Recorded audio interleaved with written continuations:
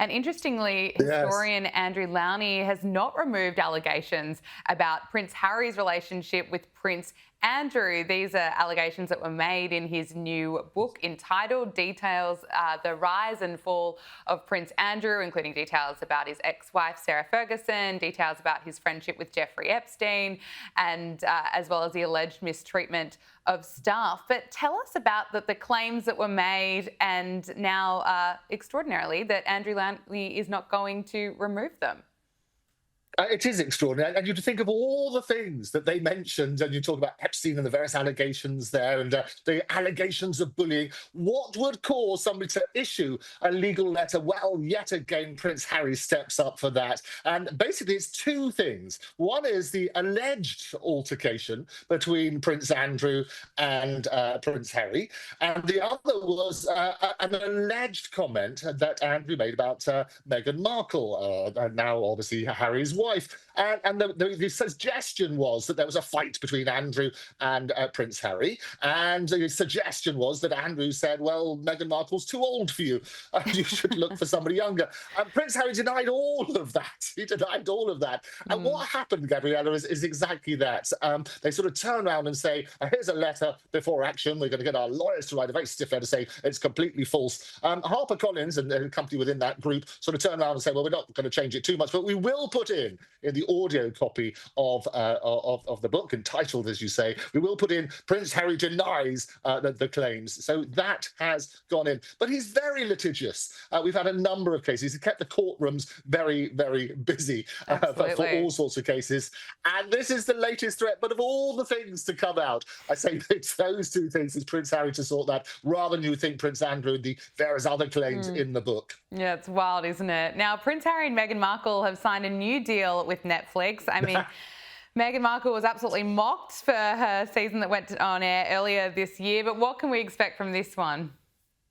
Well, it's a significantly downgraded deal, is what it is. And if you remember the fanfare there was for the original Netflix deal, I reported $100 million and that golden handcuff deal as a result. This is what's called a first look deal. I'm here in Edinburgh in the middle of the night at the TV and Film Festival and also the Fringe Festival. And obviously all the great TV executives from around the world are here. And what a first look deal is exactly that. What they have is they turn around, they might have lots of different projects, and Netflix will have the right to say, oh, I quite like that, or no, I don't. And as a result, that's what it is. So there's no real money other than you pay a certain amount for that first look, but there's no guarantee. And I think that's the important point. But it's certainly downgraded. It's certainly a sort of rather than the megawatt deal that they had for the 100 million. And there was also reports of tensions between the Sussexes and the massive Netflix as a result of the previous Harry and Meghan. And you might remember they wanted to have this reveal before all sorts of wonderful, sensational headlines. And Harry came out with his book Spare Us All. And the reality was that he revealed a lot of those stories which were supposed to be exclusive to Netflix in that. So there's reports of tension between the broadcasting giant and the Sussexes. And it's going to be interesting to see how it pans out. But with love from Meghan and stuff like that, I did try the jam. I was sent a sample all the way over to the UK. Yeah, I think you have to pay the equivalent of a house in Windsor Park to get it for shipping.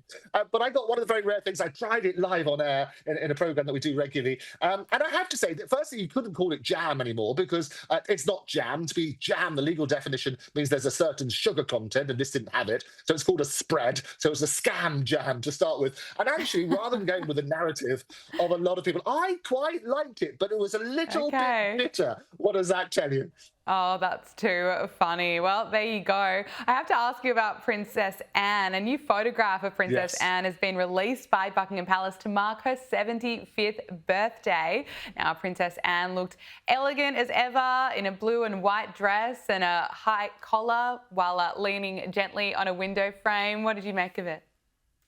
I love Princess Anne. Lots of people do. She's often said to be the hardest working royal because she gets out there and do things. I've had a joy of working with a lot of Olympics. Went to the Beijing game in Wow. 2008, and also there in 2012 in London, various other ones. And she's brilliant. She is absolutely brilliant at going to meet the people, but she's very down to earth. She doesn't like all the faff and kerfuffle of royalty, so she wouldn't normally tell people. And what I love about the inside report, there's always an insider, isn't there? What I love about the inside report is that she will only tell people and celebrate if it's like a zero. So if she's 80 or 70 or 60 or 50, then she'll celebrate that. But the fact she's only 75, she wanted to keep it secret. And so she wouldn't meet with certain people in case they asked her, how are you going to celebrate your 75th?